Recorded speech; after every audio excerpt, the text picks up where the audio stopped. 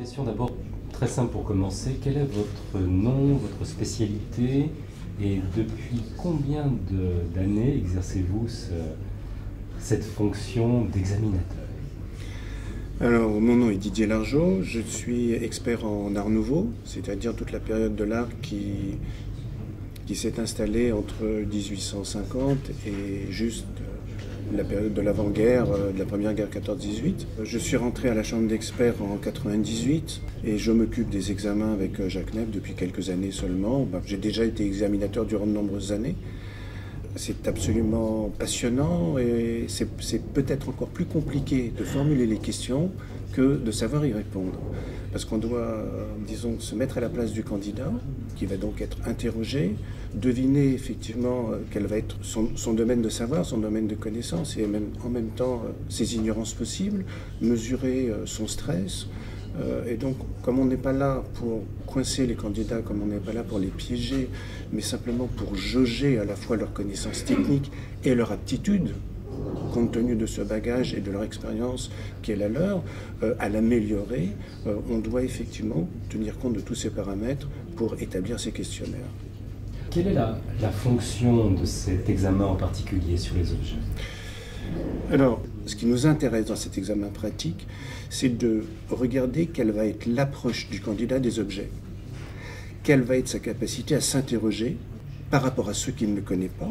On va juger son questionnement, on va juger sa curiosité, on va voir comment il va être capable, disons, de saisir l'objet dans sa complexité, dans sa variété, voilà, quels sont ses composants, son matériau, sa forme, etc. On cherche pas à deviner s'il sait ou s'il ne sait pas, mais comme un expert est beaucoup plus avant de répondre à la question ce qu'est l'objet, se pose la question de son identité, comme l'expert avant de répondre se pose des questions, ce qui nous interpelle, nous, dans ce rapport à l'objet, c'est le questionnement que va formuler, ou les questions que va formuler le candidat. Ensuite, effectivement, dans les objets qu'on va lui présenter dans sa spécialité, là, on va réellement juger de ses connaissances, de son bagage, non pas simplement un bagage de culture, mais pragmatique, à savoir quelle manipulation durant tout un pan de son histoire il a pu avoir de ces objets et quelles compétences il a effectivement pour se prononcer par rapport à leur identité propre. Est-ce que l'objet a subi des modifications? Est-ce qu'il a été altéré?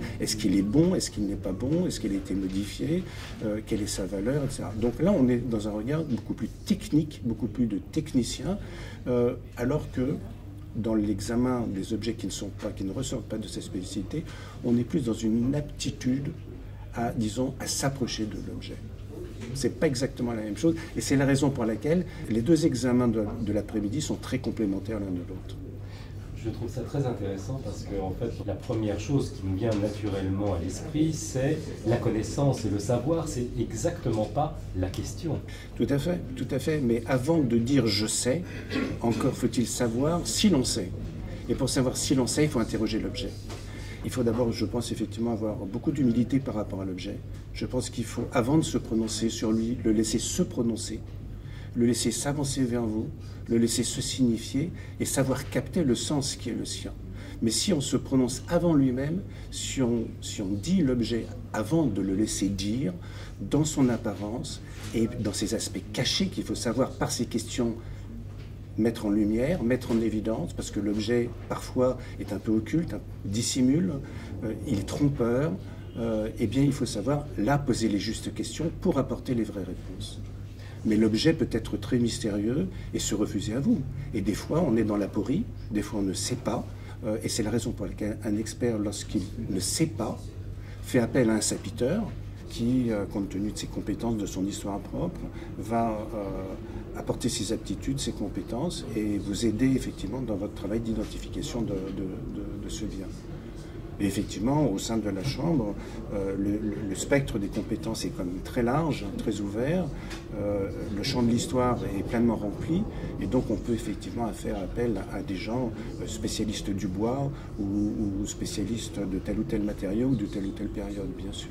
Donc il y a une sorte de collaboration entre les différents experts. Il y a un croisement possible. Il y a un croisement possible, même si effectivement toutes les expertises en quelque sorte, enfin tous les experts sont un petit peu cloisonnés dans des domaines qui sont extrêmement particuliers et chaque particularisme en quelque sorte met les autres un petit peu à l'écart, mais il n'en reste pas moins qu'il y a de véritables voies de communication entre chacune des spécialités, bien sûr.